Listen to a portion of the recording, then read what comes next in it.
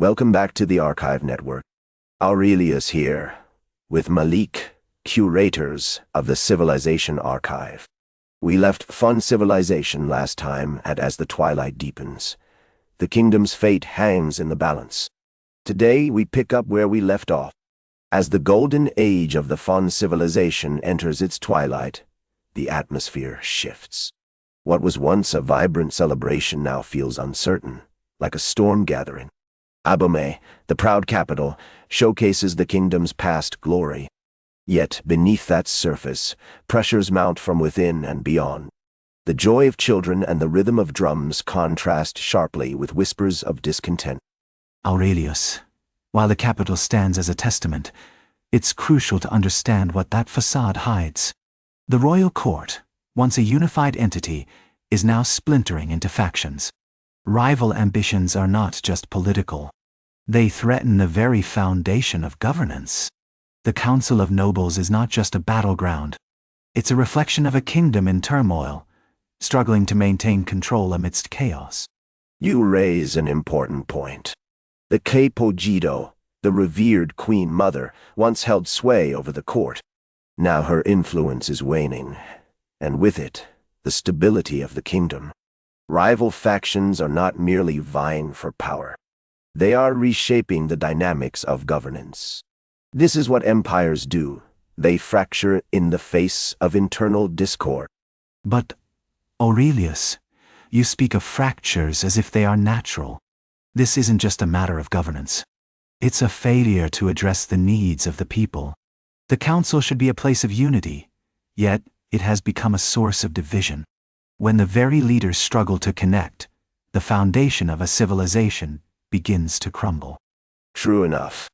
The tension within the court is almost tangible.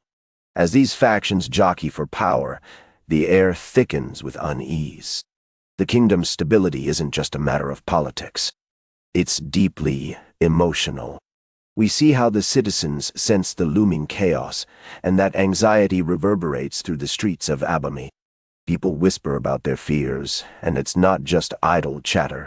It's a shared dread that seeps into daily life, affecting everything from trade to trust among neighbors. And let's not forget the looming external threats. European colonial ambitions aren't just distant shadows. They're real dangers that are encroaching on our way of life. The once mighty Agogi are facing challenges they've never encountered before. Their strategies, honed through generations of conflict and resilience, must now adapt to a new reality. The introduction of European firearms changes the game entirely, putting not just their warriors but their families and communities at risk. The stakes have never been higher. The landscape of conflict has shifted dramatically, hasn't it? Traditional strategies are quickly becoming relics of the past. The clash of iron and gunpowder is reshaping the battlefield in ways we're only beginning to understand. Adapting to this new form of warfare isn't just important. It's vital for our survival. Without these adjustments, the Fon military risks becoming obsolete. This realization weighs heavily on the kingdom's leaders, and they know that complacency could spell disaster for all of us. The abolition of the slave trade compounds these issues in ways we can't ignore. It's not just a shift in practice. It leaves a significant void in the economy. The kingdom has to find new sources of revenue, and that's no small task at all. Markets that once thrived are now filled with uncertainty. Families that relied on those markets for their livelihoods are left grappling with the consequences, struggling to adapt and survive in a world that suddenly changed beneath their feet. Absolutely. The pressure on the economy is immense right now. As trade dynamics shift, we see the kingdom's leaders facing uphill battle. Some embrace innovation, eager to adapt, while others stubbornly cling to outdated traditions. This struggle to adapt creates a society in flux where old and new collide in unexpected ways. We're witnessing how these tensions influence everything from commerce to daily life. It's a reminder that change doesn't come easy, especially when the stakes are high. And that struggle is really where the heart of the story lies.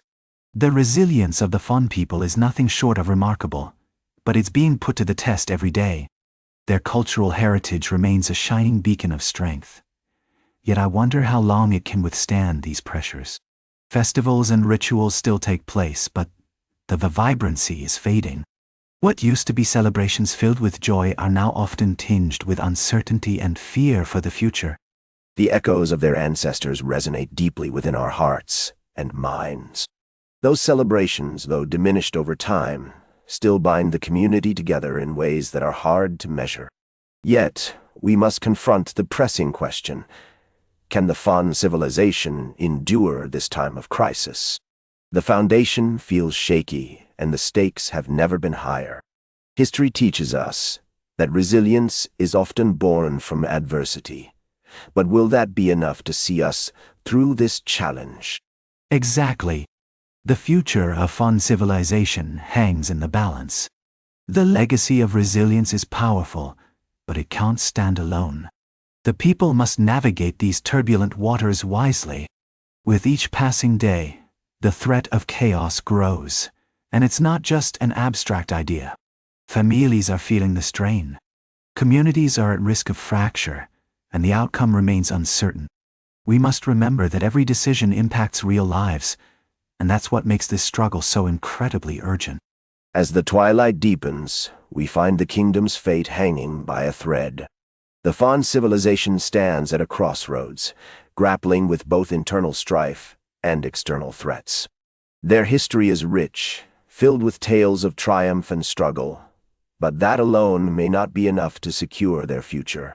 What unfolds in these critical moments will shape their legacy, etching their story in the annals of history for generations to come.